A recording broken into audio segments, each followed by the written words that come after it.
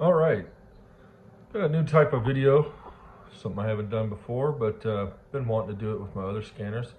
Was contacted by a company, just asked me to take a look at this scanner. So I did some research on it and I decided to go ahead and try it. This one you ordered on Amazon, that's where I purchased this one. And it is a launch Creader Elite, specifically for Land Rover. I think it's Land Rover and Jaguar, but they sell a couple of these Creader Elites and they're vehicle specific. So it's a lower price point, but it only works on Land Rovers. You can do some OBD diagnosing on other vehicles. You just won't be able to do special functions or go as far as into depth. So you should be able to check codes and clear. But this is it. See if I can open it one-handed. Show you what comes into the box.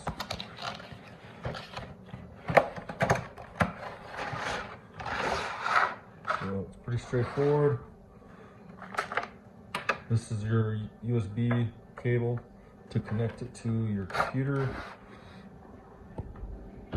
It's got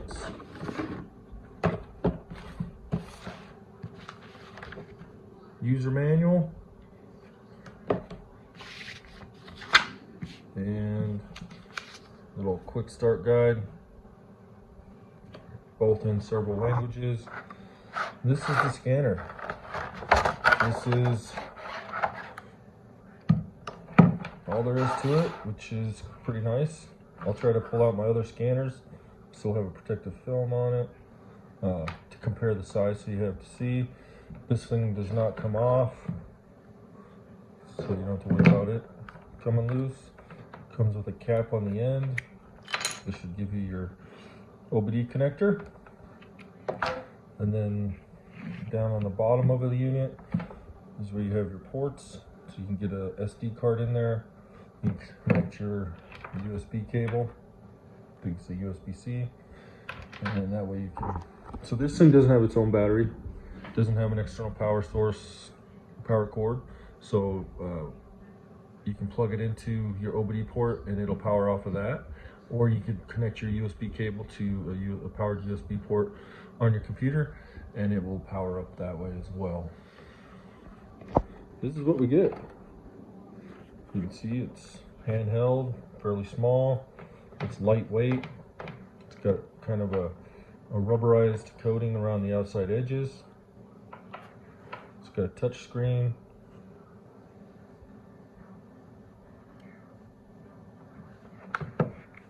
So I'm going to connect it to a couple of our Land Rover, our LR3 and LR4, to kind of see what it function does and go from there. Some of the things to note on this, I guess I can go over the packaging.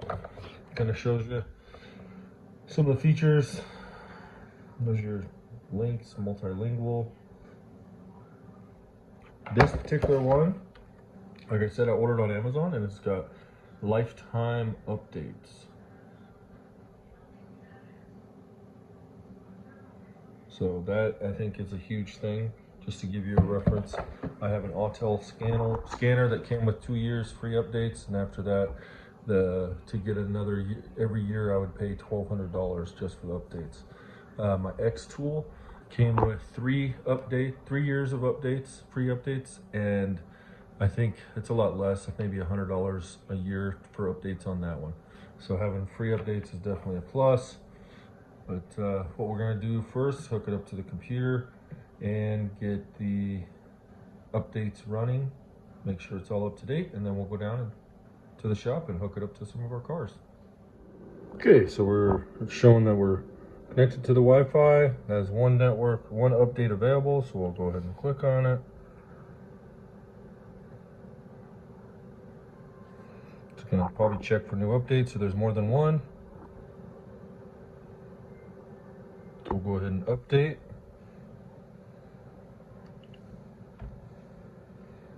And then it's going to download the update, and once it's done, it'll show installed. Pretty straightforward, easy to use. Okay, so you'll want to set it up for your preferences. You can go to settings. Obviously, whatever unit of measurement you guys want. I'm going to choose Imperial. And then what you can also do is set up, if you find yourself wanting to take screenshots or capture some data, you can do this screen capture, turn it on, and you have this camera up here. So at any time you can take a screenshot of what you're looking at. Okay, so we are sitting in our 2005 Land Rover LR3. Kind of go over some of the features on it, see what how it works and how we like it. Now, one thing to note, it doesn't have a standalone battery. It gets its power directly from the car, which is good that you don't have to worry about changing or charging batteries, waiting for it to boot up. As soon as you plug it in, it powers up and it's ready to go. Now, we are down in our shop where we do not have very good Wi-Fi signal, wireless signal. So I don't believe this one's connected. Okay, you're gonna start once you set up your preferences under settings. There's a couple other ones you can do, just your basic OBD2 diagnostics. If you're gonna do upgrades, to upgrade the software, firmware. This one has 2 pending upgrades. I'll do that later. You can go to the mall. So if you want to be able to use this on another vehicle other than a Land Rover, in your garage that you also want to do, you can do that from here. You can also do specific adaptive stuff that's not there as well. So you can see BMW, Rolls-Royce, special functions that may not be included on this particular software. This one's specific to Land Rover. And then we're going to go to the diagnostics. So we'll hit diagnose. You can do an auto detect from here. Turn my key on. And it looks like it detected the vents. Now start the vehicle system detection. So it detected the VIN number. You can see it's 2005 Land Rover LR3 LR4 platform. Now we'll hit OK. So it actually detected the VIN fairly quick compared to my X tool. It's hit or miss if it connects to the VIN or reads the VIN. So current vehicle information just kind of goes through reviews. It's a 4.4 V8 gas. Weather vehicle information, you're going to confirm it. So during this, we'll just run through some of the diagnostics options, some of the common features that we would use in our garage here. So now it's scanning all the computers on the vehicle. I could pause it if I needed to and go back, but we'll let it scan through. We should have some stored codes from other issues. Be curious to see what it picks up. Okay, so looks like the report's done. Basic diagnostics report on vehicle. We can go back up. So the engine control module found 2 abnormal issues. Let's click on those. Our evaporative emission system, incorrect purge flow. That's a historic one, so it's not an active issue. That's why we probably don't have a code on it. Could have been that the gas cap wasn't tight all the way. Any little feature, but lost communication with vehicle immobilizer control module. So we go up. Transmission normal. Your airbag system is normal. Instrument cluster control module, it's got 6. So medium speed CAN communication bus, lost communication and ride height module. So we have a couple different things here that's been intermittent or historic. Been doing some detailing on the car, running the battery down, so it could have been some of that. We'll clear it and then monitor it, see if they come back. Parking brake module. A lot of these lost communication things can be issues with the battery. Rear differential control module. System voltage low. Sensor reference voltage circuit low. Transfer case. So probably, yep, system voltage low. So we know the battery is kind of weak in this vehicle. We have plans to replace it. We're getting a new battery for LR4 and the LR3. So you can kind of see all the different things: audio front control module, microphone input, configuration parameters. So there's a lot of things in here. You really want to pay attention to the historic, intermittent, or if it's a permanent, that means it's usually active. So body control module. Our other LR3 had this low frequency coil, so that's kind of interesting. Might do some research on that one. And the HVAC is the last one. So we could share this.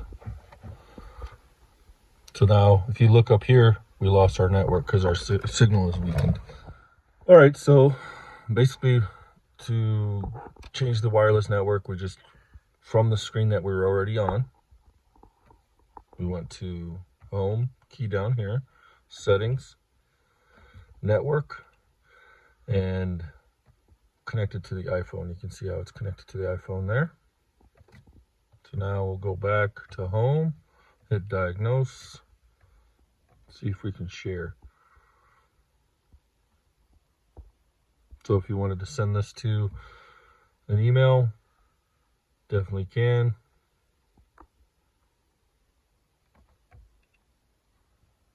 Sending successful.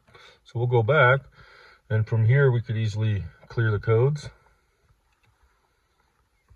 And this is a lot, it's kind of like the quick erase.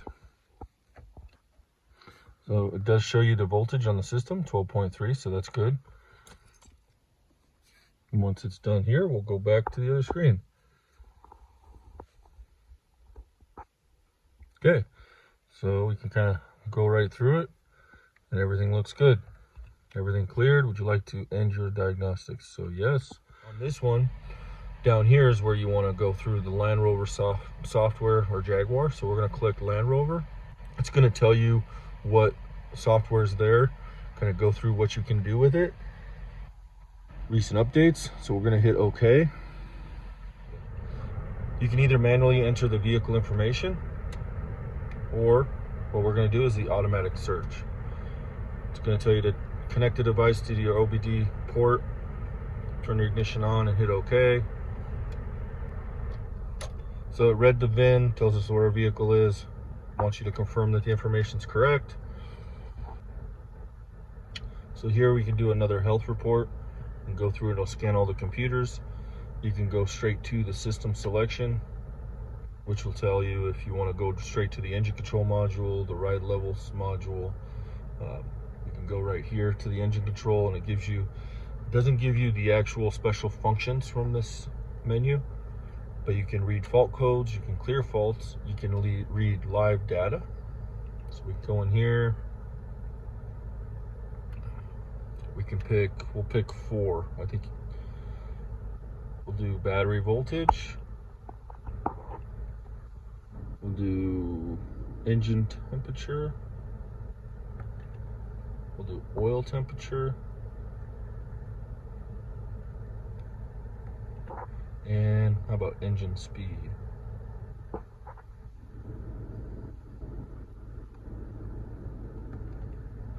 So then we hit OK. Okay, so now here it tells us our actual values on each one. If we want to just see the graph of one item, you can just hit the graph next to it. Or if we go back and we want to see everything, or search, say we want to see 2 of them in the same graph or all 4 of them, you hit combine, select the ones you want to see, hit OK, and then we have all 4 in the same graph.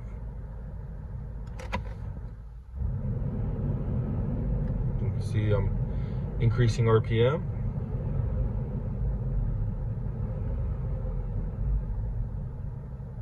And then if we wanted to capture this information that's on the screen, we hit the camera up top. Screenshot has been saved. So that's your live data stream. Okay, so another option, instead, like I showed you, you have your screenshot option. You can also record this data. So if we go down here and hit record, it's recording. so you can kind of see as things change.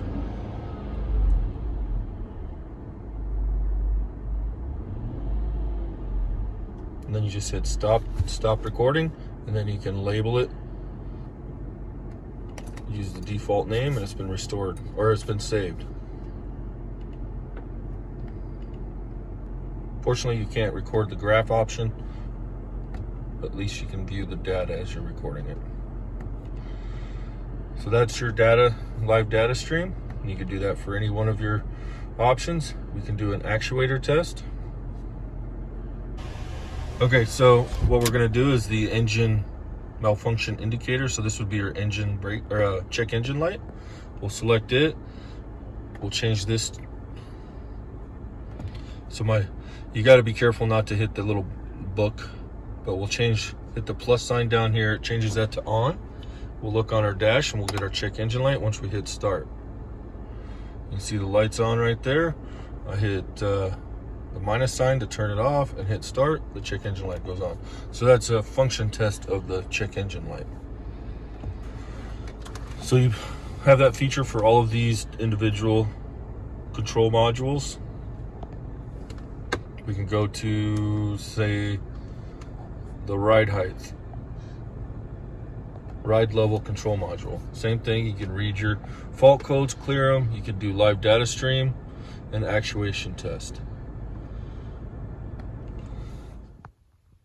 Okay, so this is our diagnostic methods. Health report would do a full scan. If we want to go to a specific computer, like I showed before, we can go into system selection, and we can go into steering angle sensor. Shows you calibration for it.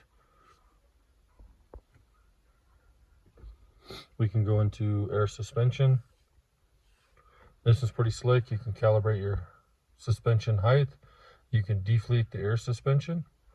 So if you're getting ready to work on it and you want to relieve the pressure, you can go into here and it'll sit there and tell you how it can do it. And then you have the option to deflate all the airbags, or just to deflate the tank reservoir, or deflate both. So it's pretty slick. You can put it into tight tolerance mode. So this one, it says headlight setting. So here's tight tolerance control. Another reason, if you're getting alignment done, they actually came out with a bulletin to make sure you put it into tight tolerance mode when you go to do a wheel alignment. So something to keep in mind. And a feature is, if we go into the electronic parking brake, we can actually set or calibrate the longitudinal accelerometer. So this is will help the handling of it. It's pretty slick. We can go in here. It says make sure the vehicle is placed on level surface, remain stationary. Make sure the parking brake module is correctly secured to the vehicle.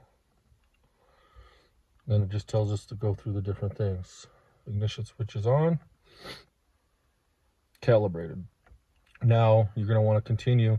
It's going to tell you to switch it to the off position, hit OK. Switch the ignition to the on position, hit OK. And we believe it tells you to do this 2 or 3 times. And that's what saves the calibration. Complete. And then we're done. So that's an important one that we want to be able to do in addition to suspension height calibration. So let's see. We'll go back. So you have all these special functions. You can calibrate your key or key fob under this option. You have, this vehicle doesn't have TPS, so it'll tell you not supported. That's your tire pressure monitoring system. Steering angle sensor.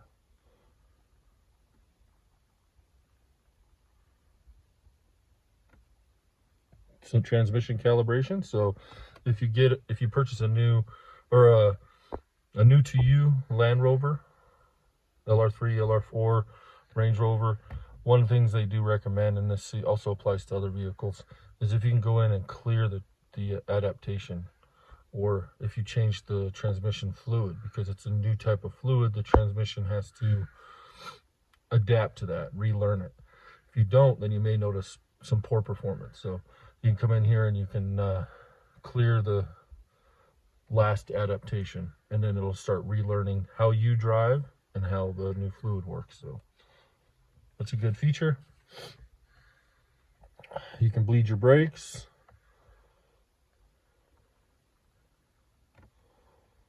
Lots of good stuff in here. I was looking for a radio. Tailgate is a good one.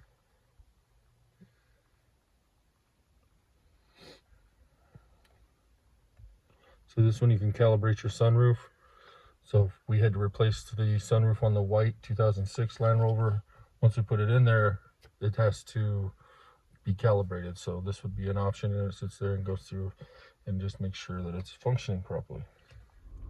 Okay, I just switched over to our 2011 Land Rover LR4.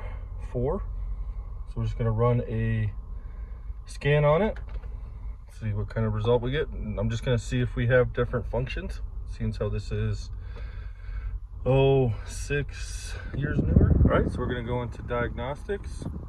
We're gonna go to Land Rover, confirm the software.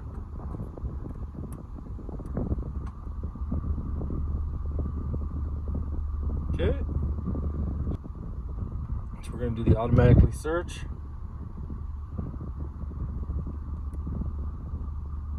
And there we go. That's pretty quick. 2011, 5-liter V8, gasoline. We're gonna confirm. Okay, so now we're gonna go into special functions. See if it's any different. Same thing, we can do our longitudinal calibration.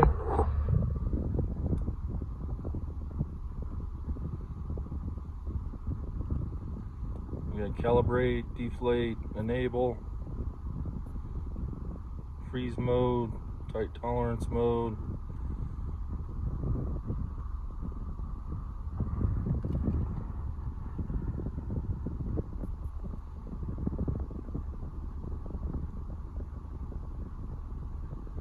We have our heating and ventilation.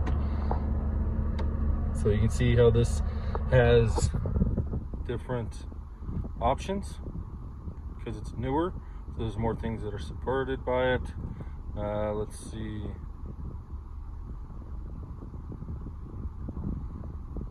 higher pressure monitoring system. So here's one that our 05 does not have. This, we can set the sensor replacement, confirmation, test, and identification.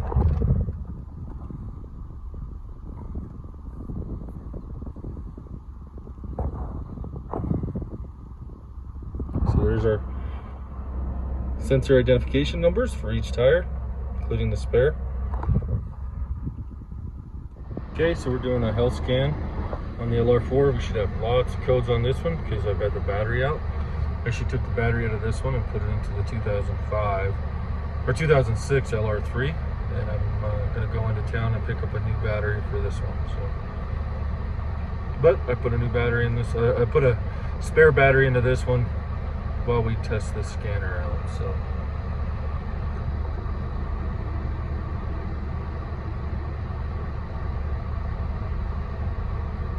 You can see there's lots of codes. Starting with looks like alphabetical. I got the ABS, body control module, ride level, HVAC heating, engine control module has none, transmission, so that's good. Alright, so I pulled out some of my other scanners so you can kind of see. This is the launch Creader, this is my X tool, and this is my Auto. So you kind of see the size difference, which, you know, this thing can be kind of cumbersome when I'm doing on-road testing and troubleshooting, but at the same time, having a bigger screen definitely makes it easier to see. This one, I'd say, is just about the right size for everyday use. Comes in a small carrying case. And this one, it's so far we've enjoyed it. I'm going to make a point to use it on every time we need to work on a Land Rover. We're actually going to be going to pick up another one. So this will be perfect. Supposedly there's electrical issues. So nice thing about this is I can just put it in the glove box of the Land Rover and have it there. And if we have problems or we want to check something, just pull it out. There it is. So the case that my Autel came in is quite large, you can see, but it has a bunch of adapters in there, so a lot more involved in that one. X tool has a fairly small, it's not much bigger than the case or the unit itself. So that's our review of the Creader Elite Land Rover scanner. Overall, I'm impressed. I had watched some videos prior to purchasing this, and one of them actually said you needed Wi-Fi for it to work. That is not true. This works without Wi-Fi. Wi-Fi just gives you a little bit more options. Being able to send reports, do updates, and you can link it off your hotspot, or you can run it off a hotspot on your phone if you need to. But yeah, we ran it with the Wi-Fi turned off, and it does all the functions we need it to do. So we've been really impressed with it. It's so far, I'd say it does everything that my X tool can do, but it only does it for the Land Rover. Now the X tool, I can do it for other brands, but there's a significant price difference between the two. My Autel, if I kept up on the updates, it might do everything that this one does, but right now, I'd have to spend $1,200 each year to keep the updates going. And one example is this. I'm able to set that parking brake module. It's kind of like the yaw rate sensor. I'm able to calibrate that on the Land Rover on this tool, my X tool, but I'm not able to do it on my Autel. So it's done everything we've needed to do so far. Our plans to continue to use it. This will be our go-to for all of our Land Rover vehicles until we find a point where it doesn't do what we need it to do. And that'll be included in our videos. So one thing I would note is I'd probably recommend, I'm going to try to find a stylus pen for the touchscreen, just because it is a smaller touchscreen and it's real easy to push the wrong button. So might make it a little easier. Other than that, hope you found this video helpful. Thanks for watching, and stay tuned for more videos.